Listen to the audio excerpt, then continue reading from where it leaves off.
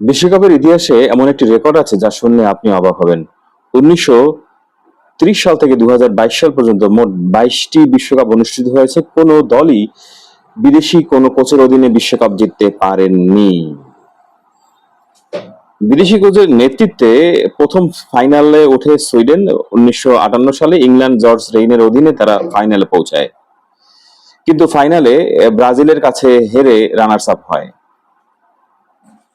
Netherlands ১৯৭৮ সালে দ্বিতীয়বার মতো ফাইনালে ওঠে এবং অস্ট্রিয়ার হার্ভেস্ট এর নেতৃত্বে নেদারল্যান্ডস ফাইনালে ওঠে এবং আর্জেন্টিনার কাছে ৩-১ হেরে যায়।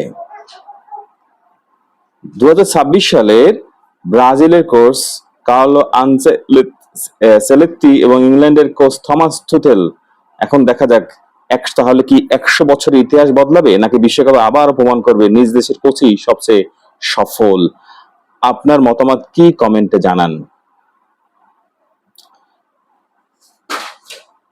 ভিডিওটি ভালো লাগলে লাইক, শেয়ার, কমেন্টস করুন। ফুটবলের এমন আরো অজানা ইতিহাস পেতে পেজটি ফলো করুন। ২০২৬ সাল বিশ্বকাপ ইতিহাস গড়ার অপেক্ষায়।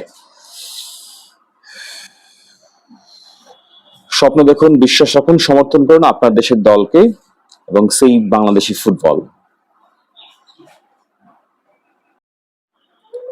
অর্থাৎ বিশ্বকাপে প্রায় এক শতাব্দীর ইতিহাসে বিদেশি কোচের অধীনে ফাইনালে ওঠার মাত্র ঘটনা দুইবার ঘটেছে। এবার দুইবারই শেষ মুহূর্তে শিরোপা হাতছাড়া হয়েছে।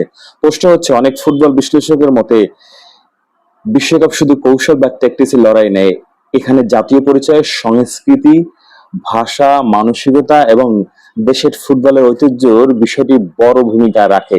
সেসব দেশের বিশ্বকাপ জিতেছে তারা সাধারণত নিজের ফুটবল দর্শনের সঙ্গে বেড়ে ওঠার কোচদেরই নেতৃত্বে মেনে নিয়েছেন। এবারে দেখা গেছে ব্রাজিল, ইংল্যান্ড, পর্তুগাল হচ্ছে বিদেশি কোচের, বেলজিয়াম সহ, আর দেশি কোচ হচ্ছে আর্জেন্টিনা, ফ্রান্স, জার্মানি, নেদারল্যান্ডস। ধন্যবাদ, ভালো থাকুন, সাথে থাকুন। তবে কি আবারও আর্জেন্টিনা? কমেন্টস করুন, সাথে থাকুন।